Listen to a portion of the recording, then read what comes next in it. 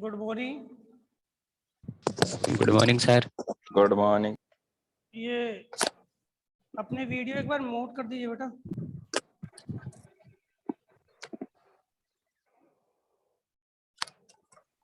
वो स्पीकर चला। मयंक मयंक निकिता एक बार बंद कीजिए बेटा।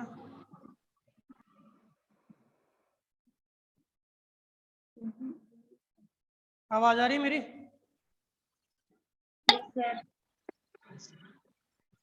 Yes sir. क्या बीच में आ रहा है किसी का? नहीं। ठीक है, स्टार्ट करें क्लास। Yes sir.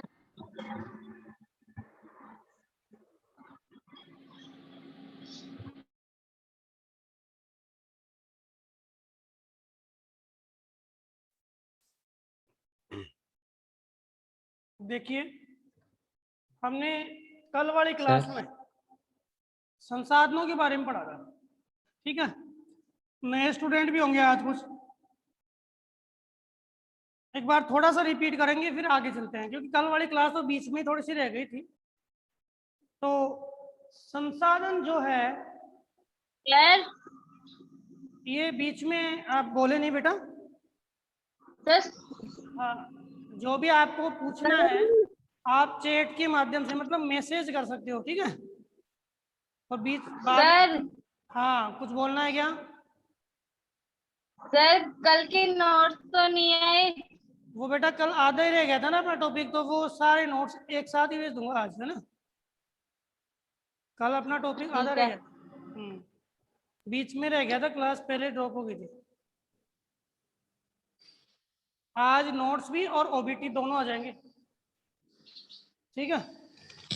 देखो, संसाधन जो है हमने पढ़ लिया था कि संसाधन वह प्रकृति प्रदत्त वस्तुएं जिनको मानव अपने उपयोग योग्य बनाता है, उसे हम क्या कहते हैं? संसाधन कहते हैं।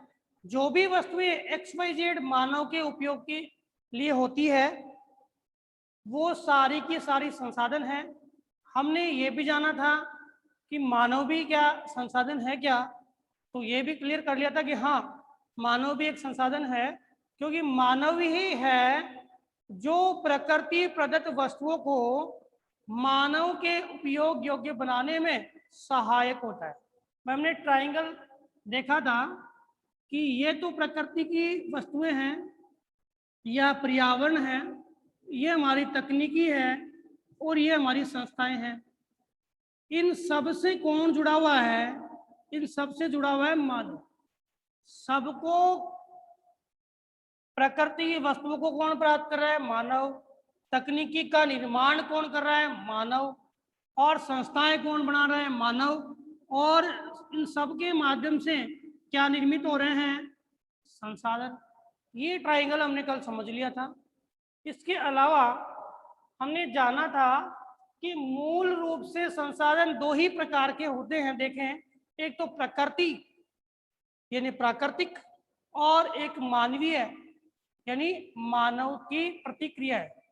प्रकृति से प्राप्त जितनी भी प्राकृतिक जो चीजें हैं वो भी संसाधन है, और मानव के द्वारा निर्मित जो भी चीजें हैं जैसे विद्यालय भवन है, ठीक है, ये जो भी हम आसपास देख रहे हैं वो सारी मानव निर्मित चीजें हैं, वो भी क्या है?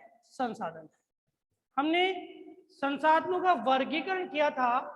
इस वर्गीकरण को एक बार मैं रिपीट कर देता हूं, फिर आगे वाला चलाएंगे जिससे वो समझ में आ जाए। कल बीच में रह गया था। सबसे पहले उत्पत्ति के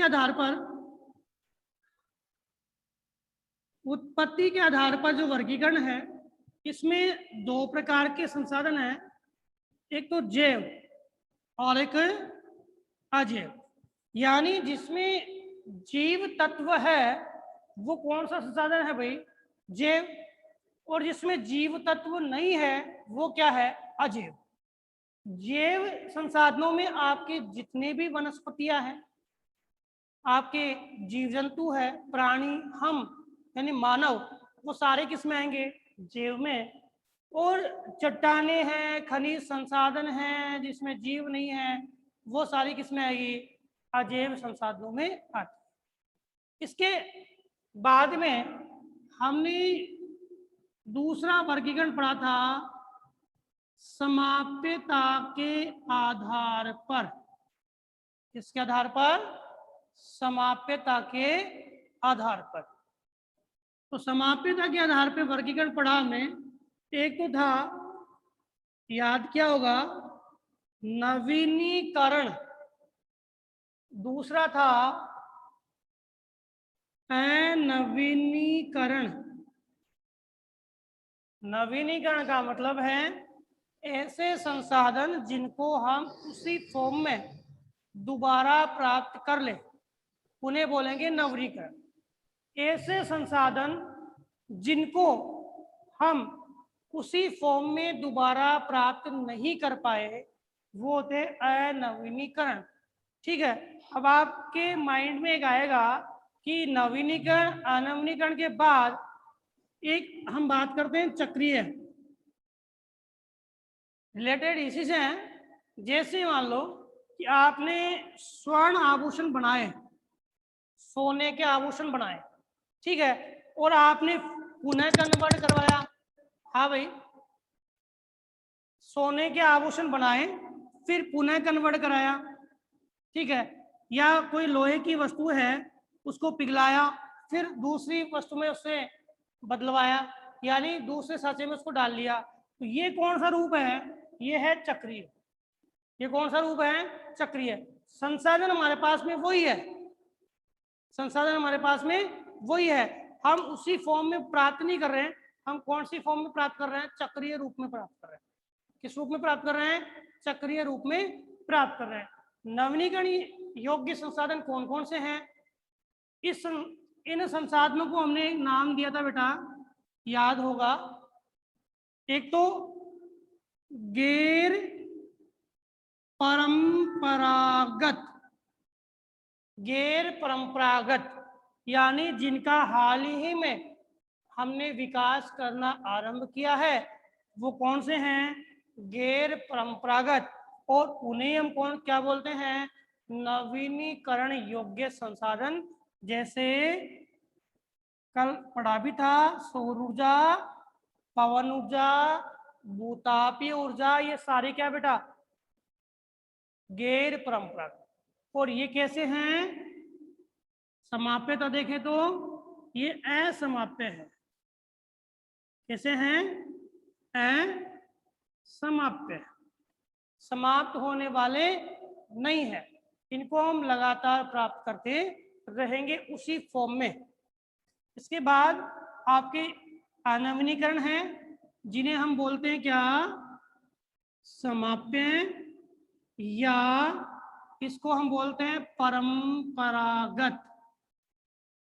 ऐसे संसाधन जो हम पहले से प्राप्त करते आ रहे हैं, जो समाप्य है, उपयोग करेंगे उस फॉर्म में आएंगे नहीं। जैसे बोला था, लकड़ी है, उससे कोयला बना, कोयले से बन गई राख, दोबारा उससे न तो कोयला बन सकता है नहीं राख बन सकती है। तो ये कैसे हैं? आपके अनवीनीकरण। अब जैसे आपकी बुक में एक दिया हुआ है पेट्रोलियम, पेट्रोलियम कैसा है? तो पेट्रोलियम भी कैसा है? अनवीनीकरण। अगर लगातार हम खपत करते रहेंगे, वो क्या हो जाएगा? समाप्त हो जाएगा। जितने भी हमारे ईंधन हैं जिनमें पेट्रोलियम है, आपका कोयला है और आपके लकड़ी है, वो सारे क्या है? ये आपके अनवीनीकरण या समाप्य संसाधन है। इसके बाद ये दो चीजें तो हमने कल समझ ली थी।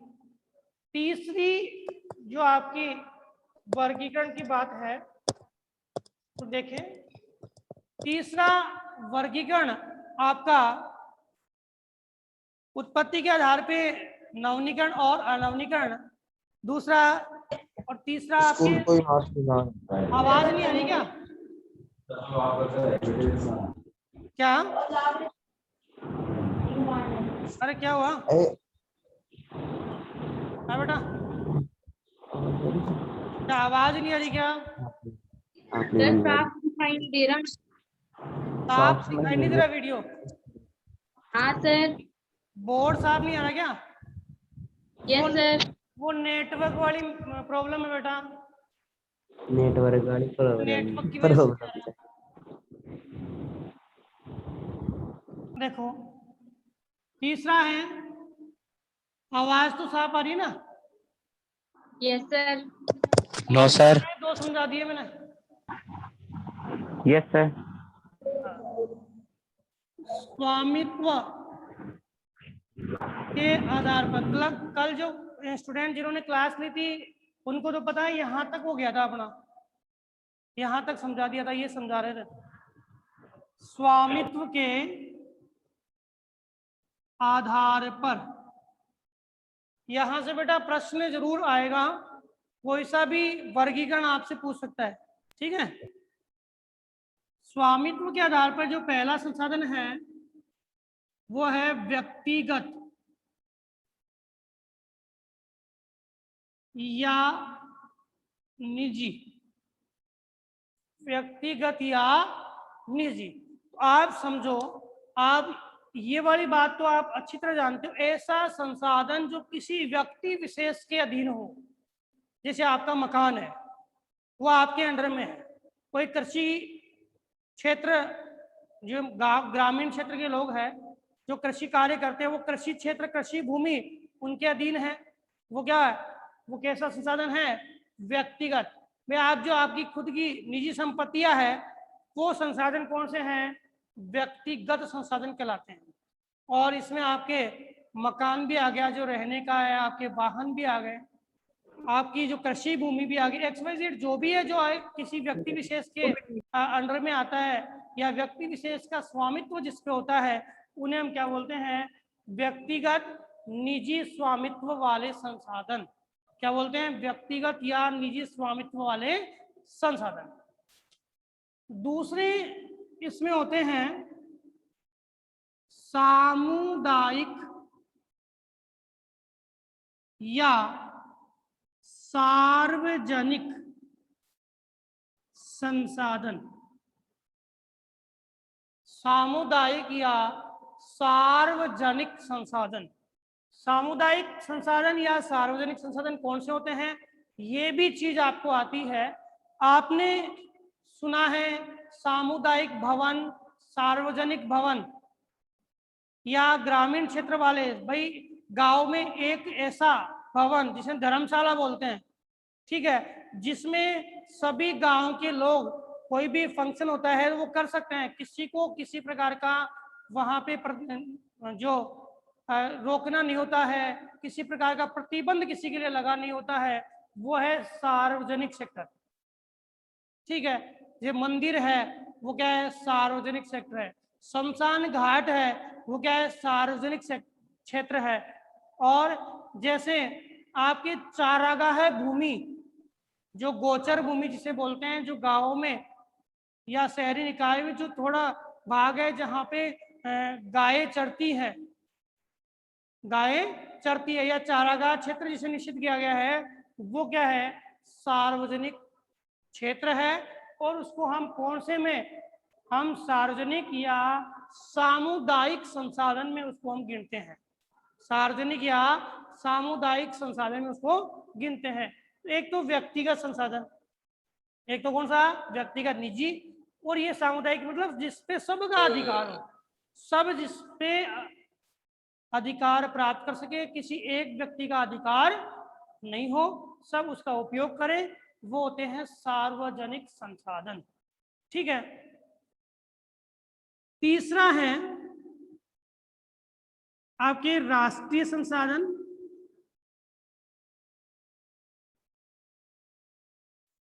राष्ट्रीय संसाधन वो होते हैं जिसपे किसी राष्ट्र का अधिकार है, जैसे हमारे देश का अधिकार है, हमारे देश की जो भी सार्वजनिक संपत्तियां है जिसपे सरकार का अधिकार है, जैसे रेलवे जो है, रोड है, या जो भी देश की सरकार, केंद्र सरकार या राज्य सरकार जिन्होंने बनाई है जो संपत्तियां और जो जमीनें जिन पे उनकी संपत्तियां बनी हुई है, जमीनें उनके अंतर्गत आती है, वो सारा क्षेत्र क्या है, राष्ट्रीय संसाधन है।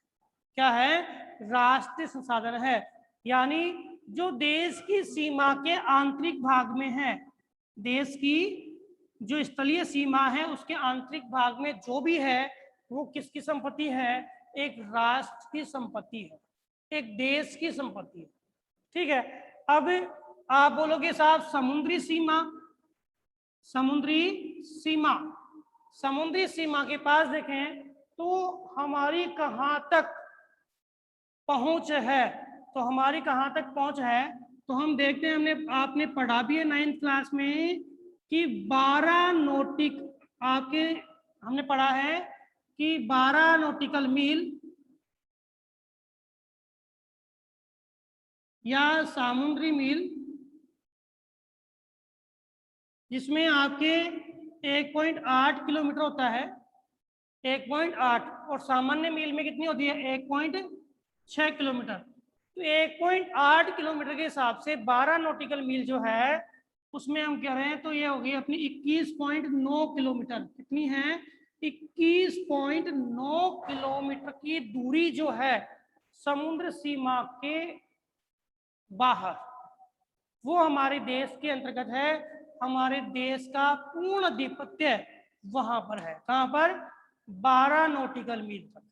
कितना? 12 नॉटिकल मील तक। अब इसके बाद हम देखें 24 नॉटिकल मील। कितनी? 24 नॉटिकल मील जो है उसमें ये क्षेत्र है जहां पे हमारे देश का अधिकार नहीं है, लेकिन हमारे देश का इस क्षेत्र में साफ सफाई करवाने का, कोई शोध कार्य करने का ये अधिकार हमारे देश का इसमें होता है। किसमें? 24 नॉटिकल मील। ठीक है, फिर 200 किलोमीटर तक, 200 किलोमीटर तक हमारा देश वो क्या कर सकता है? यहाँ पे कोई भी शोध कार्य करवा सकता है। यहाँ तक 200 किलोमीटर तक क्या करवा सकता है? कोई नए द्वीप खोज सकता है, शोध कार्य करवा सकता है।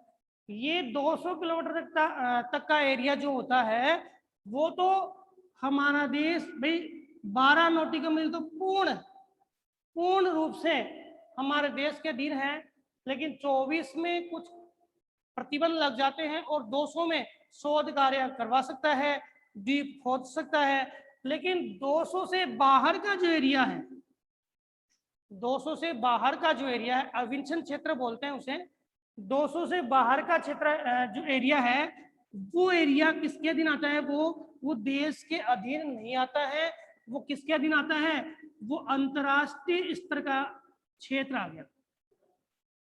किसका आ गया? अंतरराष्ट्रीय स्तर का क्षेत्र आ गया। तो यहाँ देखें तो राष्ट्रीय संसाधन में हमारे 12 नॉटिकल मील तक पूर्ण हमारा आधिपत्य है। उसके बाद में कुछ प्रतिबंध, कुछ हमें कुछ चीजों के लिए ये 24 नॉटिकल मील तक और फिर 200 नॉटिकल मील। और 200 नॉटिकल मील के बाद जो क्षेत्र आता है किसी भी देश का, वो 200 नॉटिकल मील नहीं बेटा, 200 किलोमीटर। ये तो मील है और ये क्या है? किलोमीटर। 200 किलोमीटर, मील नहीं, 200 किलोमीटर।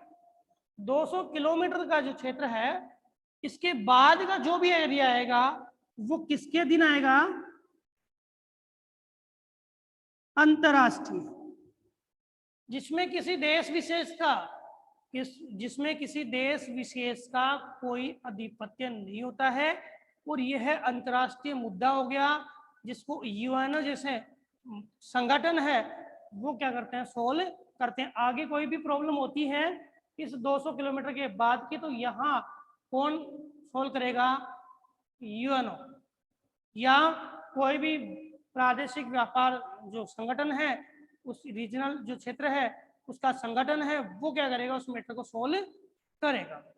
तो स्वामित्व के आधार पर संसाधन हुए कितने प्रकार के? आपके 4 प्रकार के। कितने प्रकार के? 4 प्रकार के। एक तो कौन सा हुआ? व्यक्तिगत या निजी। दूसरा कौन सा हुआ? सामुदायिक या सार्वजनिक, इसमें खुद का, इसमें सबके लिए। राष्ट्र की संपत्ति है। और अंतरराष्ट्रीय जिसमें आपके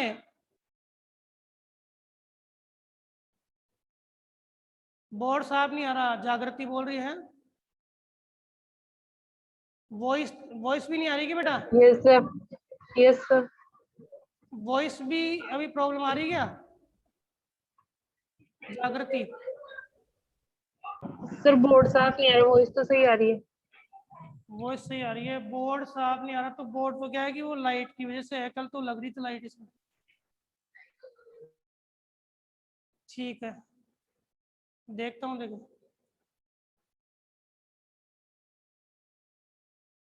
तो अंतर्राष्ट्रीय का मतलब है जो देश के अधीन नहीं है वो संसाधन। वो कौन से हैं? जो राष्ट्र के स्तर में नहीं आते, राष्ट्र के कार्य में नहीं आते, राष्ट्र से अलग है, वो अंतर्राष्ट्रीय संसाधन कहलाते हैं। ठीक है, इसके बाद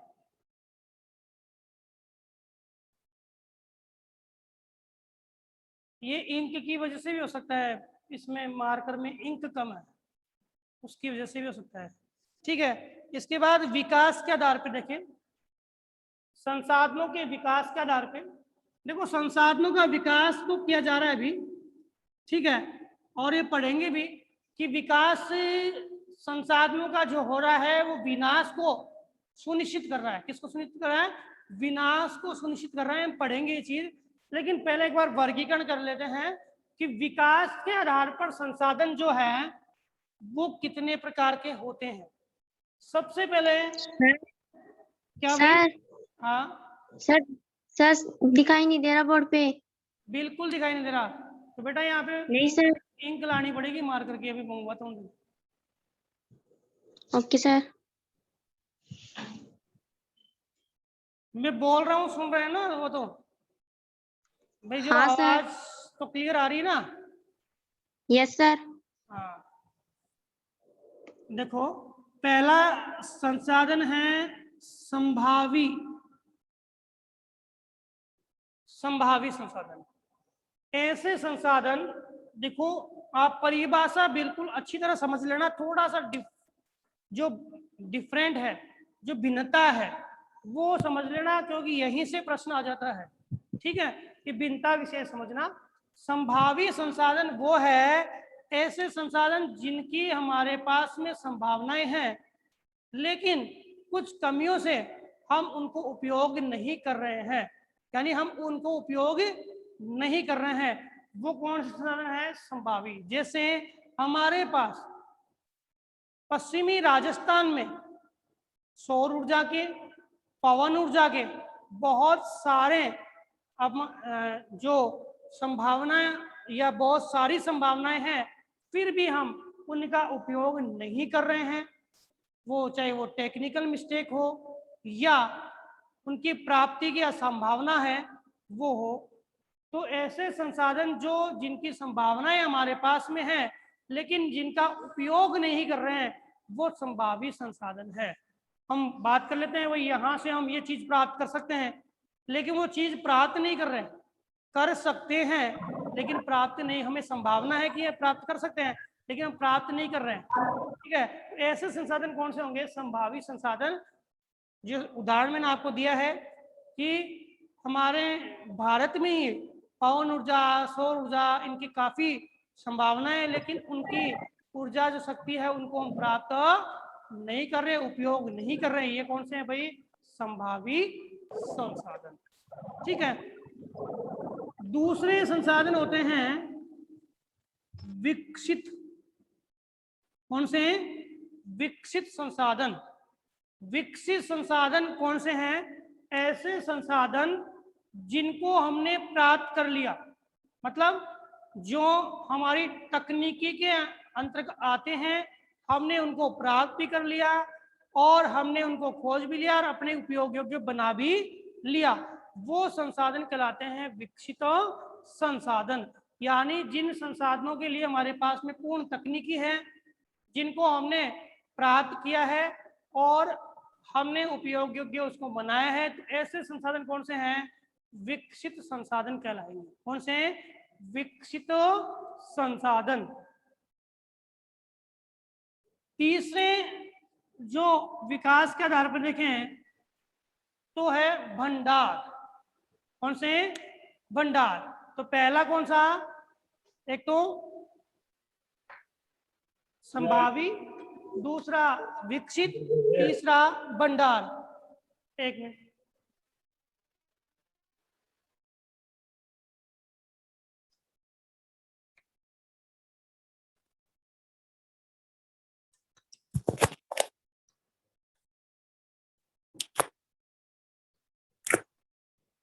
भंडार वो संसाधन है कि हमारे पास में संसाधन काफी है, लेकिन आवाज नहीं आ रही, अरे मैं पानी पीने लग गया था भाई। विकसित संसाधन है जिनका हमने हमारे पास में तकनीकी भी है, प्राप्त भी कर लिया है। भंडार वो है ऐसे संसाधन जिनको हम प्राप्त तो कर सकते हैं, हमारे पास में काफी स्रोत है, लेकिन प्रौद्योगिकी के अभाव में उनको हम प्राप्त नहीं कर पा रहे। प्रौद्योगिकी के अभाव में जिनको हम प्राप्त नहीं कर पा रहे हैं, वो संसाधन क्या कराएंगे? भंडार। वो क्या कराएंगे? भंडार। यानी जिनको हम प्राप्त क्या हुआ? क्या हुआ बेटा? इस इंटरव्यू खत्म है तो मैं तो वहाँ चला गया था ट्रेन लेकर के। क्या? मुझे तो पता ही नहीं चला। भाई जो भी बोलना है, आवाज साफ नहीं आ रही है, आप मैसेज कर दीजिए।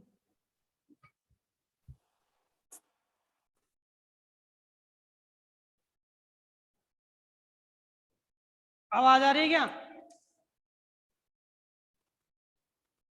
Yes sir. तो भंडार वो है जो संसाधन है जिनको हम प्राप्त कर सकते हैं, लेकिन प्रौद्योगिकी के अभाव में प्राप्त नहीं कर पा रहे हैं। जैसे एक उदाहरण आपकी बुक में दिया हुआ है, जल है, जल में हाइड्रोजन भी है और ऑक्सीजन भी है। अगर हम इन दोनों गैसों को अलग अलग पृथक रूप से प्राप्त करें तो इनके भंडार हमारे पास में काफी है, लेकिन इसको प्राप्त करने के लिए हमारे पास में क्या है? तकनीकी का अभाव है। तो तकनीकी का अभाव है, ऐसे संसाधन क्या कहलाएंगे? भंडार कहलाएंगे। क्या कहलाएंगे? भंडार कहलाएंगे। और चौथा जो आपके हैं वो है संचित स्रोत, यानी संचित कोष। एक मिनट में, संचित कोष ऐसे संसाधन जो हमारे पास में तकनीकी के आधार पे जिनको हमने क्या कर लिया? प्राप्त कर लिया, लेकिन आवश्यकता पड़े, आवश्यकता होगी जब हम उनका उपयोग कर सकते हैं। ऐसे संसाधन कौन से कहलाएंगे? संचित कोष। जिनका आवश्यकता होगी तब हम उनका उपयोग कर सकते हैं। जैसे जल संसाधन है, जैव संसाधन जितने भी है उनका आवश्यकता पड़े तब उपयोग कर लेंगे, ठीक है। जितने भी बांध बने हुए हैं उनसे हम जल विद्युत की प्राप्ति कर सकते हैं। तो ऐसे संसाधन जो हमारे पास में है और जब भविष्य में हमारी आवश्यकता पड़ेगी तो हम उनका उपयोग कर सकते हैं। तो ऐसे संसाधन होंगे कौन से?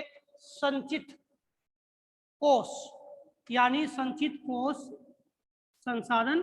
तो संसाधनों के विकास की बात करें तो एक बार रिपीट कर रहा हूं चीज को। संभावी जिनकी संभावनाएं हैं, जिनकी संभावनाएं है लेकिन जिनकी प्राप्ति हमने नहीं की है, वो क्या है? संभावी संसाधन है।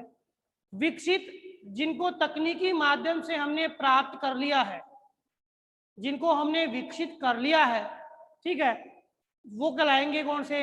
विकसित संसाधन।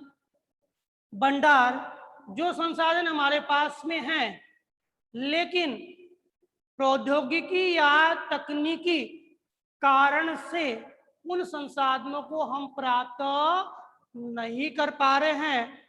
और संचित कोष जो संसाधन हमारे पास में ऑलरेडी है, हमें ज्ञान भी है, हमें ज्ञात भी है, और हम उन संसाधनों को भविष्य में आवश्यकता पड़ने पर उपयोग कर लेंगे, वो कहलाएंगे संचित कोष। समझ में आ गया? 4 प्रकार से हमने मुख्यतया संसाधनों के वर्गीकरण को पढ़ा। एक बार मैं चारों ही प्रकार एक बार बोल रहा हूं, आप साथ साथ रिपीट कर लीजिए। पहला है उत्पत्ति के आधार पर, तो उत्पत्ति के आधार पर कितने प्रकार के? दो, एक तो जैव और एक अजैव। दूसरा समाप्यता के आधार पर, समाप्यता के आधार पर। तो समाप्यता के आधार पे कौन कौन से? दो, एक तो कौन सा? नवीनीकरण और एक अनवीनीकरण। नवीनीकरण। ठीक है।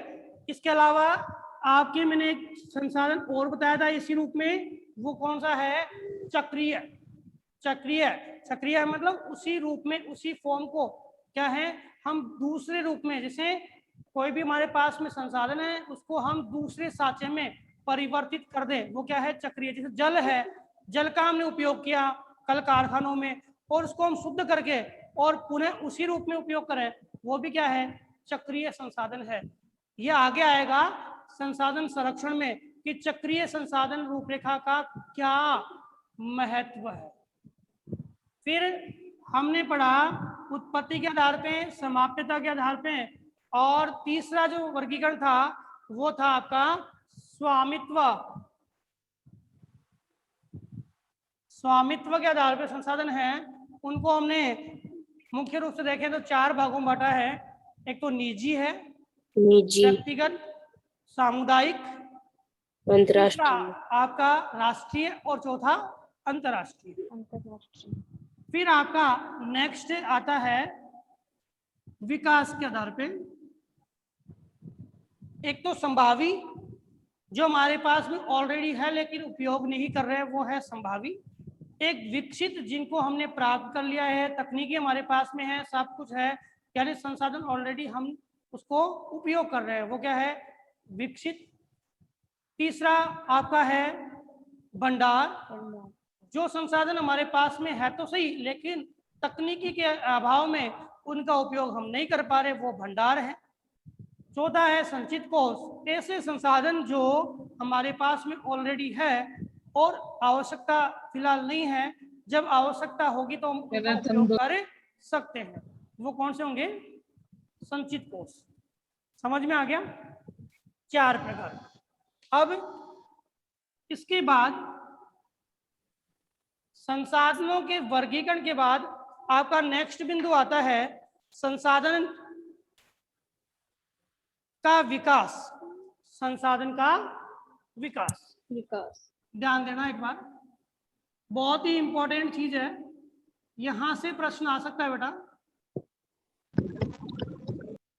क्लास का भी ध्यान रखना, टाइमिंग का अभी है 12:05 तक, ध्यान दीजिए। संसाधन का विकास है, इस चीज को हम बात करें तो संसाधन जो भी है वो सारे संसाधन हमें प्राप्त हुए हैं प्रकृति से। किससे प्राप्त हुए हैं? प्रकृति से। और प्रकृति से प्राप्त संसाधनों को हमने बदला है, किसके अकॉर्डिंग बदला है? अपनी आवश्यकता के अनुसार। आवश्यकता के अनुसार हमने संसाधनों को अपने अनुसार क्या है? बदल दिया। जो हमें आवश्यकता थी उसके अकॉर्डिंग बदल दिया। हमने संसाधनों को कैसे विकसित किया? विकसित करने का मतलब संसाधनों को जानना, संसाधनों को जानना, प्राकृतिक फॉर्म से कन्वर्ट करना, प्राकृतिक फॉर्म से कन्वर्ट करना और उपयोग योग्य बनाना। सर इंक चाहिए थी, इंक। प्राकृतिक फॉर्म से कन्वर्ट करना और उपयोग योग्य बनाना। जैसे जैसे आवश्यकता हुई वैसे वैसे हमने संसाधनों को क्या कर दिया? बदल दिया। यही संसाधनों का क्या है? विकास। आज छोटी सी वस्तु से लेके हमने बड़ी से बड़ी वस्तुएं है वो निर्मित की है। वो किससे की है भाई? हमारी प्रकृति से की है। और आज हमने ऐसे ऐसे इन्वेंशन कर ली है जिन इन्वेंशन की वजह से हम हर क्षेत्र में, चाहे वो कोई सेक्टर हो, चाहे आपका जो आपके रक्षा क्षेत्र हो, चाहे आपका जो चिकित्सकीय क्षेत्र हो, XYZ जो भी क्षेत्र है, उन क्षेत्रों में हमने प्रकृति प्रदत्त अवसरों को क्या है? कन्वर्ट करके और मानव ने अपनी क्या है? अमिट छाप छोड़ी है। ये बात तो है संसाधनों के विकास की। धीरे धीरे विकास होता ही जा रहा है, लेकिन सबसे मुख्य बात